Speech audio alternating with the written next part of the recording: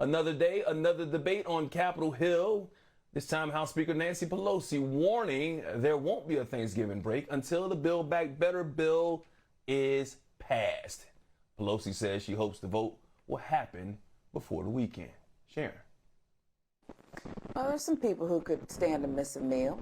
Speaker Pelosi's warning comes as President Biden hits the road today for his infrastructure deal tour. It comes a day after he signed that $1 trillion bill into law. Our Bofta Yimam is live in Washington with the latest on this. Bofta, good morning to you.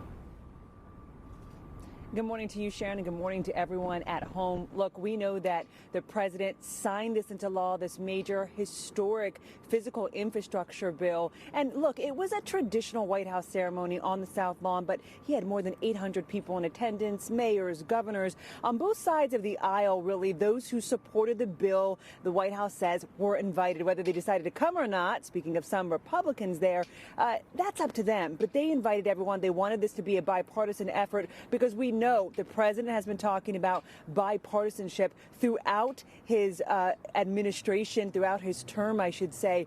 And we know that this was incredibly important. He needed this win. Is it the game changer, though, as he moves forward? That remains to be seen.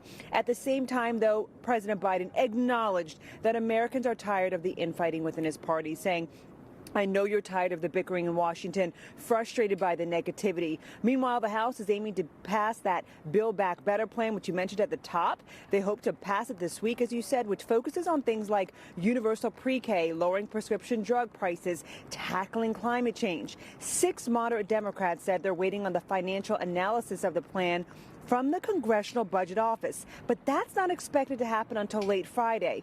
And the New York Times is now reporting that the plan to pay for the package, a crackdown on tax evaders of the IRS, will not bring in as much revenue as the White House may have hoped for. Meanwhile, Congresswoman Jayapal said the House will not wait for the score on the whole bill, but will have enough information to move forward. President Biden, the White House, hoping to move forward with another victory before the holiday break, much like the infrastructure bill. Take a listen. We're finally getting this done. Because of this law, next year will be the first year in 20 years American infrastructure investment will grow faster than China's. We'll once again have the best roads, bridges, ports, and airports over the next decade. And we'll lead the world into the 21st century with modern cars and trucks and transit systems. We're going to do this by building again and moving again.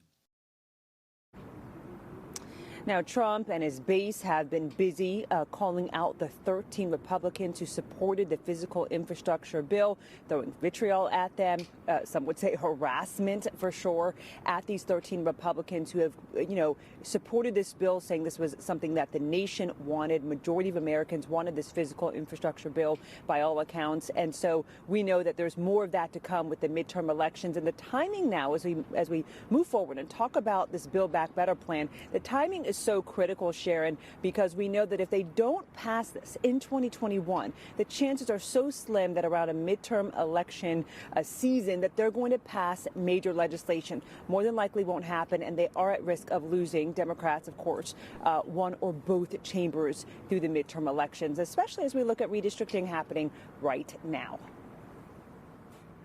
Yeah, it's going down in Georgia. Perhaps we should do more reporting on it, and we will in the coming weeks. Both to keep us posted. Appreciate it. Bofta Yimam live in D.C.